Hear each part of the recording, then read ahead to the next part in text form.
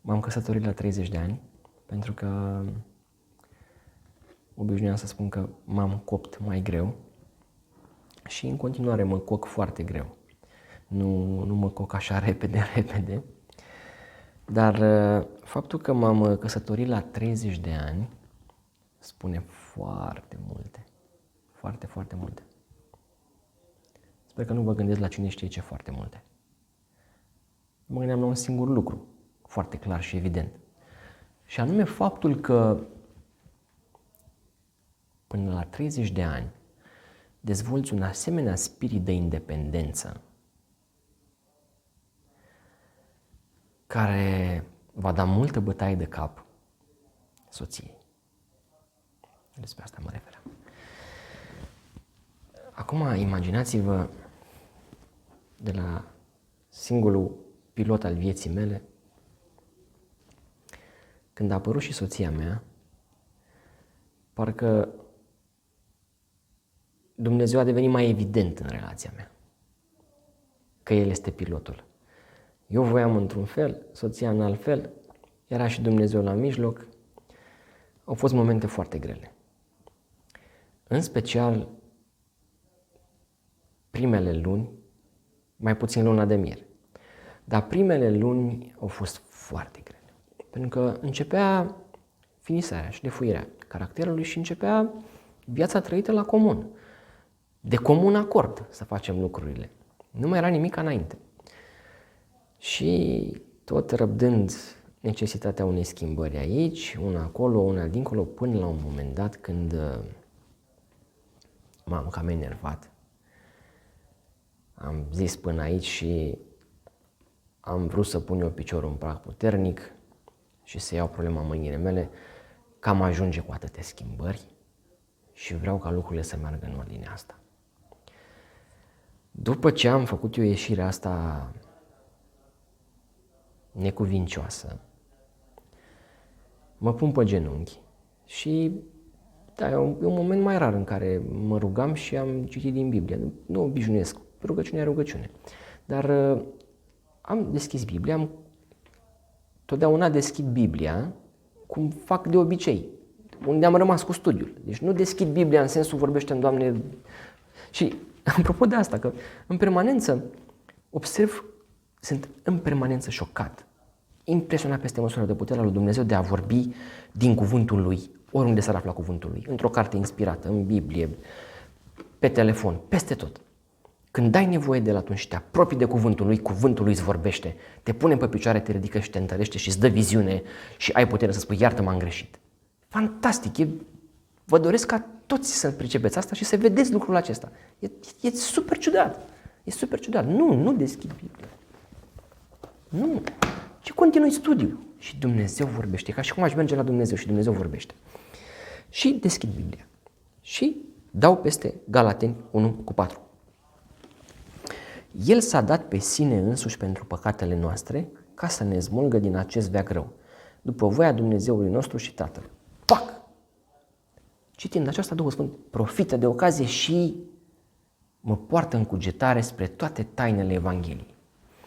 Ca niciodată mai înainte nu am înțeles Evanghelia ca în acest verset și cum m-a călăuzit Dumnezeu și mi-a explicat și în contextul vieții mele cum trebuie trăit și ce mi-a spus Dumnezeu atunci. Liviu, uite cum aș vrea să trăiești, uite ce înseamnă Evanghelia, uite ce înseamnă puterea lui Dumnezeu și uite consecințele acestei Evanghelii în viața ta.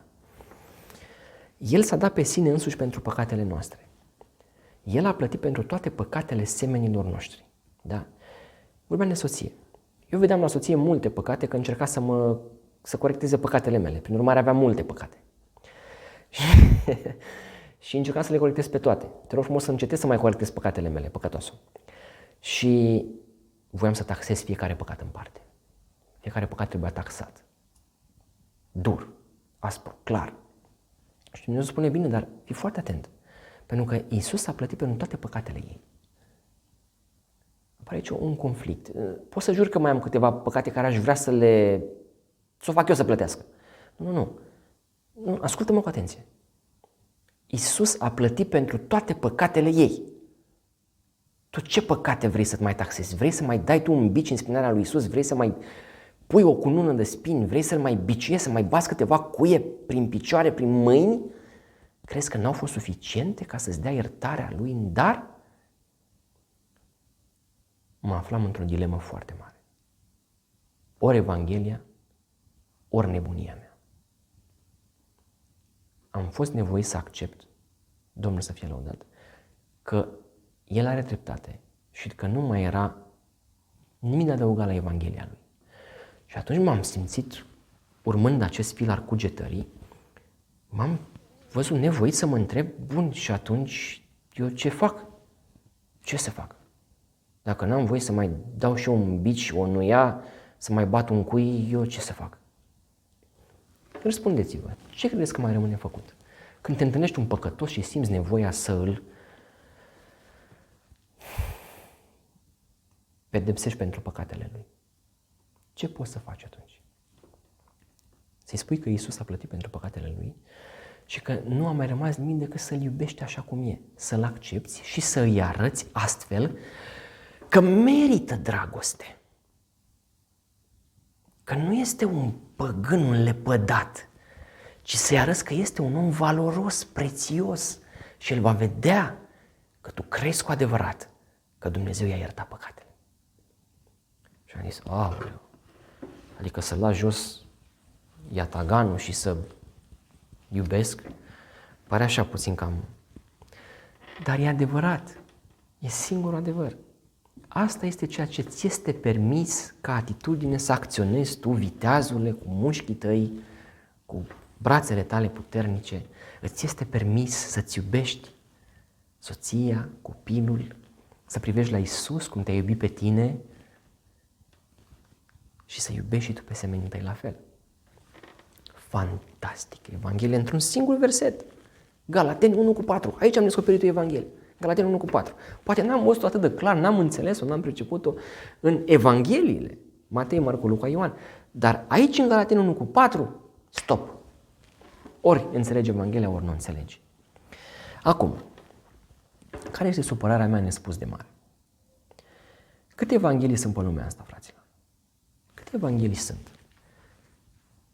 Câte evanghelii sunt care vorbesc despre Fiul lui Dumnezeu care s-a întrupat, care a purtat păcatele noastre, care și-a dat viața pentru noi, ca să putem fi răscumpărați, salvați din păcatele noastre, puși pe picioare, gustăm din biruința lui Iisus, din viață din belșug, lăudăm pentru felul în care ne poartă pe aripi de vulturi, se îngrijește de noi, ne vorbește, ne mângâie, ne întărește, ne poartă prin valea umbrei morții, ne primește în turnul lui de scăpare, în cetățuia lui, ne zidește și ne dă garanția mântuirii și a vieții veșnice. Câte astfel de evanghelii sunt? Câte cunoașteți? Una singură, nu o singură evanghelie.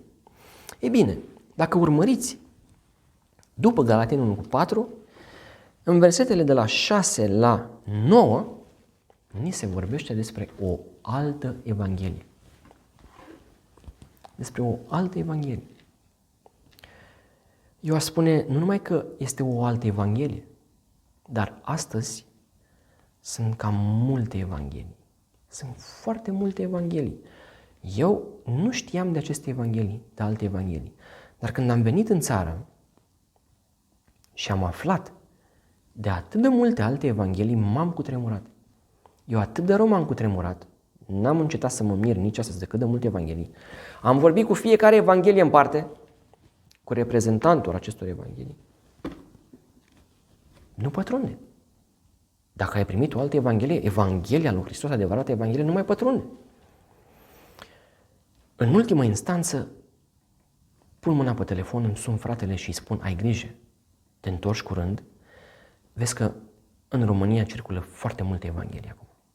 Vezi că nici nu s-a pus să pui piciorul pe pământ românesc și o să te bombardeze cu alte evanghelii. Uite așa, așa, așa, fii cu foarte mare băgare de seamă pe ce stai. Dacă ai vreun dubiu, întreabă-mă și îți voi explica. Îți arăt, îți explic, te învăț. Nu te lăsa păcălit de o altă evanghelie. Haideți să citim ce este scris despre o altă evanghelie și care este scopul altei evanghelii. Mă mir că treceți așa de repede de la cel ce va chema prin harul lui Hristos la o altă evanghelie. Nu doar că este o altă evanghelie, dar sunt unii oameni care vă tulbură și voiesc să răstoarne Evanghelia lui Hristos. Dar chiar dacă noi înșine sau un înger din cer ar veni să vă propovăduiască o altă evanghelie, să fie anatema. Cum am mai spus, o spun și acum. Dacă vă propovăduiește cineva o evanghelie deosebită de aceea pe care ați primit-o, să fie anatema. De 4 ori se vorbește în 3 versete despre o altă, în 4 versete, de 4 ori în 4 versete, se vorbește despre o altă evanghelie și de 2 ori sunt anatemizați cei care blestemați sau condamnați, anatemizați, adică cei care primesc o altă evanghelie și leapă de astfel Evanghelia lui Hristos. Pentru că scopul unei alte evanghelii nu este altul decât de a răsturna Evanghelia lui Hristos. Dom'le, dacă ai primit o Evanghelie a lui Hristos, care îți explică că sămânța care cade pe pământ, dacă nu moare, rămâne singură, că trebuie să te lepezi de sine, să iei crucea și să-L urmezi, ca să ajungi la destinația corectă, să calci pe urmele Lui, să imiți pe Dumnezeu. Therefore be imitators of God. Efeseni 5:1. Și dacă dai asta la o parte și începi să predici alte evanghelii care răstoarnă Evanghelia lui Hristos, în afară de faptul că răstoarnă Evanghelia lui Hristos, să vă minunați și dumneavoastră, să vedeți ce fac celelalte evanghelii. Eu n-am crezut că poate avea cineva curajul și încumetarea să avanseze atât de mult în prostia lui. O altă evanghelie desfințează cuvântul lui Dumnezeu. Numește Biblia o carte scrisă de oameni neluminați, cu referire la faptul că nu atât de luminați ca ei, cei ce au primit o altă evanghelie. Când ei spun Dumnezeu nu se mânie, nu pedepsește și i-arăți din toată Biblia, toți vorbesc despre ziua judecății lui Dumnezeu, ziua în care dreptatea lui Dumnezeu se va manifesta, despre leul lui Dumnezeu. Ce mult ne place să auzim despre mielul lui Dumnezeu. De câte ori ai auzit predici despre leul lui Dumnezeu? Cât de greu mi-a fost mie să-L cunosc pe leul lui Dumnezeu. Doamne, cât de greu. După ce ani de zile am stat la picioarele mielului lui Dumnezeu, când am descoperit leul lui Dumnezeu, Doamne, am zis, wow, nu mă așteptam. Dar Iisus este mielul și leul lui Dumnezeu. Cum când toată Biblia spune lucrul ăsta lămurit de la Geneza la Apocalipsă și îi arăți și spune, da, dar este scrisă greșit. Ai îndrăznit să spui asta. Adu-ți aminte bine că vei fi judecat după ceea ce stă scris. Niciodată nu vei fi judecat după faptul că Ieremia, Isaia, Ezechiel, Daniel te-au învățat ceva greșit, ci după ceea ce stă scris, nu după ceea ce nu stă scris și trebuia să descoperi. Lămurit? Vei fi judecat după ceea ce stă scris și trebuia să împlinești. Nu după ceea ce nu stă scris și trebuia să descoperi tu în cine știe ce tratate, schițe, cărți, idei și locuri întunecoase. Fii foarte înțelept. Nu numai că ei desfințează bucuros Biblia. Doamne, cât am comentat, repet, nu-mi vine să cred că e posibil că se întâmplă astăzi în zilele noastre și nu numai în zilele noastre, ci de 26 de ani. Eu am aflat de curând, de-aia sunt puțin și șocat și consternat și foarte trist. Și poate și mânios. Se întâmplă de 26 de ani aceasta. Ei și toți toți cei cu o altă evanghelie, că sunt multe evanghelii, desfințează bucuros și spiritul profetic. Până într-acolo încât numesc cărțile Hristos, Lumina Lumii, Tragedia Veacurilor, cărți neinspirate, compilații, adică sugerând, nu ți-o spune în față, sugerând, nu sunt chiar de încredere, sunt așa, făcute de alții, corectate de alții, adăugat, scos, ca să promoveze ideile unora, nu ale profetului lui Dumnezeu. nu ți-aș recomanda. Dar nu numai asta. Desfințează tot spiritul profetic. Vin cu fel și fel de minciuni. După 88, înainte de 88. Te uiți bine, dar cărțile astea sunt scrise după 88. Îi spun că înainte de 88 gândea altfel, după gândește altfel. Fel și fel și numai cum pui mâna pe orice carte pui mâna. Vezi că nu dă cu nimic a face.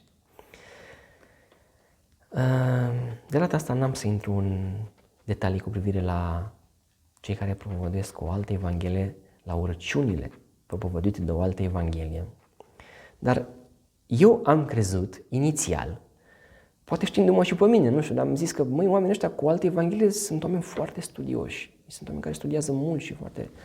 Și mi s-a răspuns de un om înțelept, învățat, că, din contră, nu este așa. Ei sunt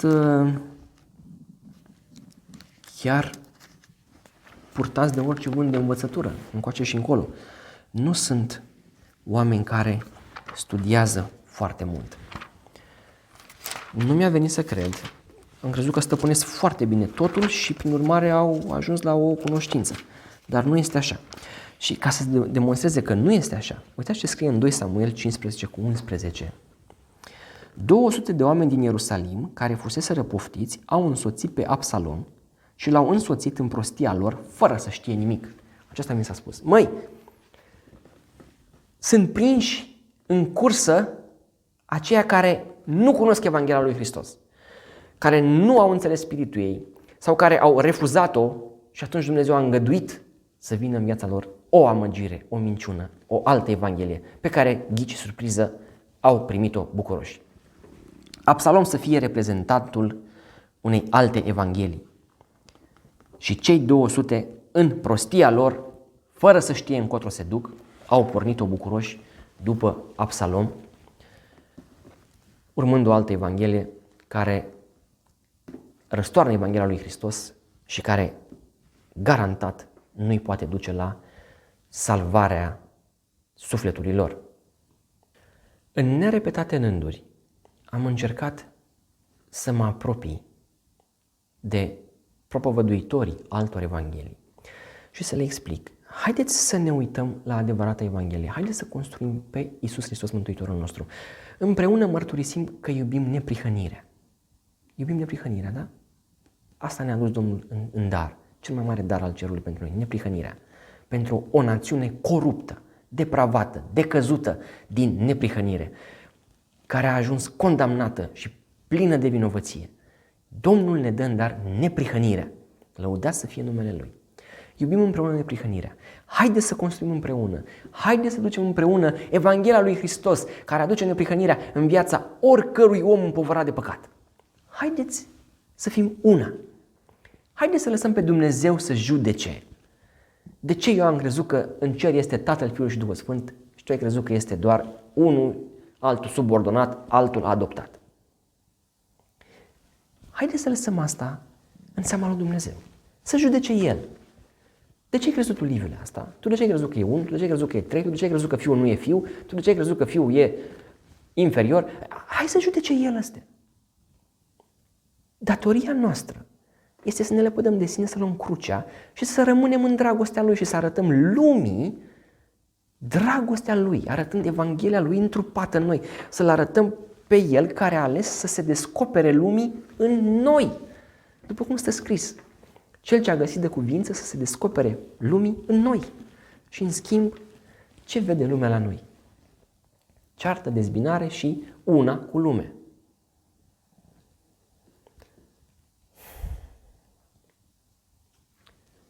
Nu știu de ce nu pătrunde acest mesaj. Nu știu de ce, dacă nu primești și tu Evanghelia lor care răstoarnă Evanghelia lui Hristos, ei imediat te fac pe tine satanist, închinător la idoli, închinător la demoni, în fel și chip. Asta au ajuns ei cu Evanghelia lor să vadă în frații lor. În frații lor, despre care Iisus Hristos spune să nu vezi în ei copaci, buni de tăiat, de aruncat, de vândut, de puși pe foc. Să nu vezi în ei copaci, fiul meu. Ei văd în noi draci, demoni, blestemați, oameni răufăcători cu rea intenție. Doamne, cât de mult îmi confirmă asta catastrofa primirii unei alte evanghelii, catastrofa depărtării de Evanghelia lui Hristos. Îmi aduc aminte de începuturile arianismului și a semi-arianismului, când și-au impus punctul de vedere cu ciumegele, cu ciumagul au ruinat conciliul, bătăi și violență pentru toți cei care nu erau ca ei și nu-i acceptau. Acela spirit este și astăzi. Nu știu de ce nu putem ajunge la o unitate. Pentru că Satana, vrăjmașul sufletelor noastre, caută să smulgă de va fi cu putință chiar și pe cei aleși. Și pe cei din curtea Domnului. Îi va lua și pe cei din staulul lui și îi va arunca departe de Evanghelia lui Hristos. Domnul să ne ajute să înțelegem că există mai multe evanghelii, că există o singură evanghelie adevărată și că suntem datori să studiem bine Cuvântul lui Dumnezeu, să rămânem în adevărata evanghelie, în ceea ce Iisus Hristos ne-a adus ca veste bună și să lăsăm ca orice alte diferențe, neînțelegeri, lucruri cu privire la mâncare și băutură, la carne și la alte substanțe, să fie judecate de Dumnezeu și noi să ne iubim unii pe alții, propovăduind crucea lui Hristos, nu cine intră și nu intră în cer din cauza carnei dintre dinți. Înțelegeți ce vreau să spun? Dacă nu te-a convins Hristos că un aliment sau o băutură e dăunătoare, să te conving eu, de aici începe propovăduirea Evangheliei. Eu vreau să propovăduiesc Evanghelia lui Hristos. Oricine ajunge la picioarele lui Hristos, copleșit de dragostea lui, de mila și îndurarea lui, de prezența lui care se ține scai de noi, cum am spus, pentru că atât de mult ne iubește, că nu poate sta departe de noi, pentru că știe de 1.000.000 de ori mai mult, mai bine decât noi, câtă nevoie avem de El, că nu putem trăi, respira și experimenta bucuria și frumosul fără El. Cum mă voi lăsa eu condus de alte principii, de alte lucruri, ignorând Evanghelia lui Hristos? Oricine înțelege Evanghelia, înțelege toate lucrurile și Dumnezeu lucrează în inima lui pentru a-l schimba. Sper că m-am făcut înțeles. Ce nu am putut eu să explic bine, vă rog să studiați personal și să vă minunați de Cuvântul lui Dumnezeu și de puterea Lui de a ne schimba viețile. Amin.